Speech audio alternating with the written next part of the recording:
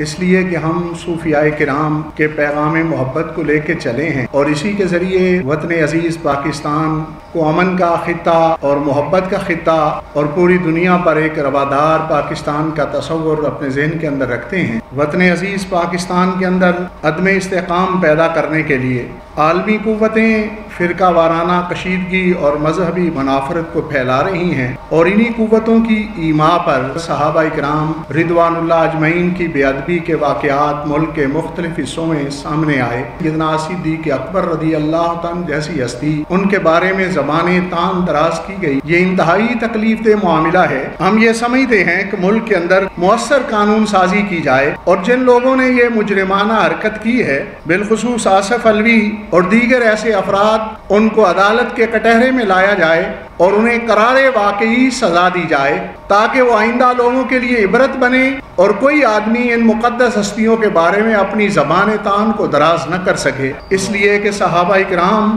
رضوان اللہ اجمعین دین اسلام کی اساس اور بنیادیں ہیں۔ اعوذ باللہ من الشیطان الرجیم، بسم اللہ الرحمن الرحیم۔ سب سے پہلے تو میں مشکور ہوں سیافی برادری کے افراد کا کہ جنہوں نے اپنا قیمتی وقت نکالا اور جماعت جلالیہ پاکستان کی دعوت پر تشریف لائے، جماعت جلالیہ کی آواز کو مؤثر کرنے کے لیے اور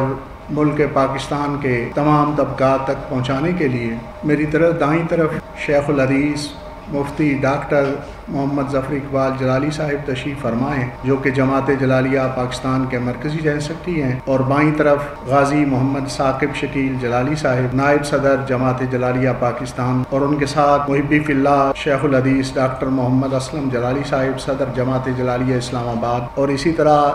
دائیں طرف جو نشست ہے اس پر مرکزی سیکرٹری اطلاعات جماعت جلالیہ پاکستان حافظ لیاقت علی جلالی صاحب تشریف فرما ہیں۔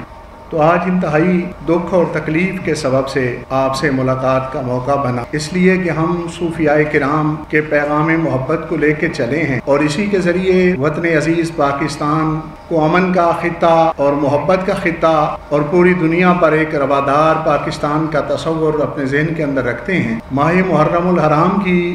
ان بابرکت اور پرنور ساعتوں کے اندر ایسی کیفیات مشاہدہ سے آئیں جو انتہائی تلخ تھیں، ناقابل برداشت تھیں۔ اس حوالہ سے اظہار کرنا ضروری سمجھتے تھے، اس لیے آپ لوگوں کو دعوت دی گئی۔ وطن عزیز پاکستان کے اندر عدم استحکام پیدا کرنے کے لیے عالمی قوتیں فرقہ وارانہ کشیدگی اور مذہبی منافرت کو پھیلا رہی ہیں، اور انہی قوتوں کی ایما پر اس ماہ اقدس کے اندر صحابہ کرام رضوان اللہ اجمعین کی بے ادبی کے واقعات ملک کے مختلف حصوں میں سامنے آئے۔ جانشین رسول خلیفہ بلا فصل افضل البشر بعد الانبیاء جناب سیدنا صدیق اکبر رضی اللہ عنہ جیسی ہستی، ان کے بارے میں زبانیں تان دراز کی گئی۔ یہ انتہائی تکلیف دہ معاملہ ہے، اس لیے کہ صحابہ کرام رضوان اللہ اجمعین دین اسلام کی اساس اور بنیادیں ہیں۔ انہی کے واسطے سے ہمیں قرآن مجید میسر آیا، انہی کے توسل سے حدیث پاک میسر آئی، انہی کی وساطت سے وہ نور جو میرے آقا کریم صلی اللہ علیہ وسلم نے سینوں میں منقلب کیا، وہ بھی انہی کے واسطے سے ہمیں حاصل ہوا۔ تو اس اعتبار سے ان ہستیوں کے بارے میں ایسا کلام کرنا انتہائی تکلیف دہ امر ہے، اور ایسے معاملے کے اندر ہم یہ سمجھتے ہیں کہ ملک کے اندر قانون سازی کی جائے تاکہ توہین صحابہ کرام رضوان اللہ اجمعین اور توہین اہل بیت اطہار رضوان اللہ اجمعین جیسے واقعات ہمیں نہ دیکھنے پڑیں۔ اور ایسا معاملہ انتہائی چونکہ انتشار اور خلفشار معاشرے کے اندر پیدا کر سکتا ہے، لوگوں کی مذہبی عقیدت ان ہستیوں کے ساتھ وابستہ ہے، تو ان کے بارے میں مؤثر قانون سازی کی جائے اور جن لوگوں نے یہ مجرمانہ حرکت کی ہے، بالخصوص آصف علوی اور دیگر ایسے افراد، ان کو عدالت کے کٹہرے میں لایا جائے اور انہیں قرار واقعی سزا دی جائے تاکہ وہ آئندہ لوگوں کے لیے عبرت بنے اور کوئی آدمی ان مقدس ہستیوں کے بارے میں اپنی زبان تان کو دراز نہ کر سکے۔ اس حوالہ سے مذہبی آزادی کی آڑ میں مقدس ہستیوں کی یہ توہین قطعاً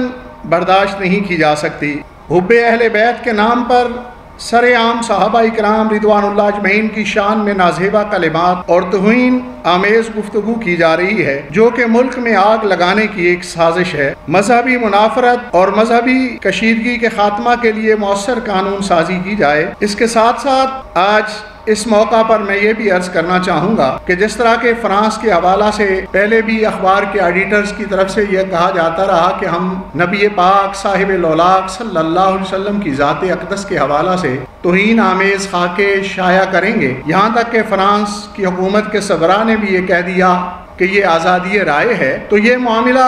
آزادی رائے کا نہیں، بلکہ ہم تو اس بات پر یقین رکھتے ہیں کہ اس کے سبب سے کروڑوں مسلمانوں کے جذبات مجروح ہوتے ہیں، جو کہ بنیادی انسانی حقوق کی خلاف ورزی ہے۔ اور دیکھیں یورپی یونین کے اندر وہاں کی عدالت برائے انصاف انسانی حقوق کا یہ پہلے سے فیصلہ ان کا موجود ہے کہ پیغمبر اسلام کی توہین آزادی اظہار کی جائز حدوں سے تجاوز کرتی ہے، اور اس کی وجہ سے تعصب کو ہوا ملتی ہے اور مذہبی امن خطرے میں پڑتا ہے۔ اس لیے نامور سے رسالت کے حوالہ سے عالمی سطح پر قوانین بنائے جائیں، اور ملک پاکستان کے ذمہ دار افراد سے ہم یہ مطالبہ کرتے ہیں کہ سفارتی سطح پر فرانس کے ساتھ رابطہ کیا جائے تاکہ ایسے گستاخانہ خاکے وہ شائع نہ کیے جائیں، اور ان کے سامنے وہاں کی حکومت بھی کردار ادا کرے اور عالمی طور پر مؤثر قوانین بھی ایسے بنائے جائیں۔ اور دیکھیں آج ہم اضطراب کی نظر سے قادیانیوں کی بڑھتی ہوئی سرگرمیاں ملک پاکستان کے اندر انہیں دیکھ رہے ہیں، بالخصوص ان کا شاعر اسلام کا استعمال کرنا، اور اس کے ساتھ ساتھ ان کا جو تبلیغ کا سلسلہ ہے یہ بھی آئین پاکستان کے منافی ہے۔ وہ اپنی تبلیغی سلسلے کو بھی جاری رکھے ہوئے ہیں اور شاعرانہ اسلام ان کا استعمال بھی کر رہے ہیں۔ یہ ایک طرف قادیانیت کی تبلیغ بھی ہے معاشرے کے اندر، اور ساتھ ساتھ آئین پاکستان کی خلاف ورزی بھی ہو رہی ہے۔ تو حکومت پاکستان سے یہ مطالبہ کریں گے کہ ان کے حوالہ سے فوری قانون کو حرکت میں لایا جائے، اور جو آئین پاکستان کی خلاف ورزی ہو رہی ہے اسے روکا جائے۔ دیکھیں میں یہ پہلے بات عرض کر چکا ہوں کہ جو بھی آدمی لا الہ الا اللہ محمد رسول اللہ پڑھتا ہے اور پاکستانی ہے، اسے پاکستان کے مفادات کو عزیز رکھنا چاہیے، اور یقیناً کلمہ گو مسلمان جس طبقے سے بھی وہ تعلق رکھتے ہیں وہ اس بات کا احساس بھی رکھتے ہیں۔ یہ چونکہ موجودہ حالات کے اندر پاکستان نے معیشت کے حوالہ سے بھی کچھ کامیابیاں حاصل کی ہیں، اگرچہ وہ اتنی نہیں جتنی ہونی چاہیے تھی، اور دوسرا یہ ہے کہ جو دہشت گردی کا ماحول اس دیش کے اندر موجود تھا اس پر کافی حد تک قابو پا لیا گیا۔ تو یہ چیز عالمی طاقتوں کو اچھی نہیں لگی، اور ان کی ایما پر یہ ایسی کالی بھیڑیں ہیں جن سے اس قسم کے واقعات ہو رہے ہیں۔ میں سمجھتا ہوں کہ کوئی بھی مذہبی ذمہ دار آدمی ان لوگوں کی ذمہ داری لینے کے لیے تیار نہیں ہوگا۔ ہاں، اس حوالہ سے ایک تو بات یہ ہے، صحابہ کرام رضوان اللہ اجمعین کی اہانت اور اہل بیت اطہار رضوان اللہ اجمعین کی اہانت کے حوالہ سے مؤثر قانون سازی ہونی چاہیے۔ یہ ہمارا بنیادی مطالبہ ہے، اور یہی اس پریس کانفرنس میں ہم لے کے آئے ہیں۔ اس کے ساتھ ساتھ یہ ہے کہ ایسے لوگ جنہوں نے یہ جرم کیا ہے انہیں قرار واقعی سزا دی جائے۔ دیکھیں قانون یقیناً اس وقت ضرورت اس کی بنتی ہے کہ یہ لیگل میگزم ہے کہ جہاں سچویشن ہوتی ہے وہاں قانون آتا، تو ظاہر ہے اب صورتحال ایسی بن گئی ہے یہاں قانون کی ضرورت ہے، اور ایسا قانون مؤثر ہونا چاہیے۔ پہلے سے جو فرقہ واریت کے حوالہ سے قوانین موجود ہیں ان مقدس ہستیوں کی اہانت کے حوالہ سے وہ ناکافی ہیں۔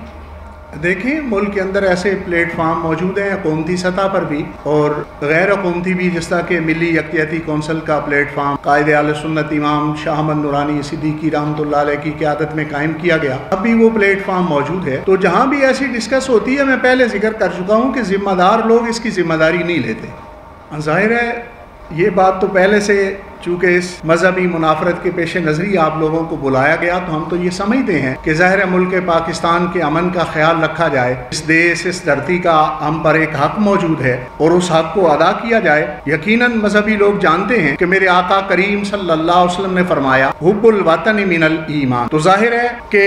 ایمان کا جز ہے جب اپنے دیش سے محبت کرنا، اپنے وطن سے محبت کرنا، اس کے استحکام کے لیے، اس کے امن عامہ کے لیے کوشش کرنا۔ یا الہ العالمین سیافی برادری کو وطن عزیز کے امن کے لیے اور دین اسلام کی تقویت اور غلبہ کے لیے کردار ادا کرنے کی توفیق اور ہمت عطا فرما، اور اس کی جزائے خیر عطا فرما۔ وطن عزیز پاکستان کی خیر فرما، اس کی نظریاتی اور جغرافیائی سرحدوں کی حفاظت فرما۔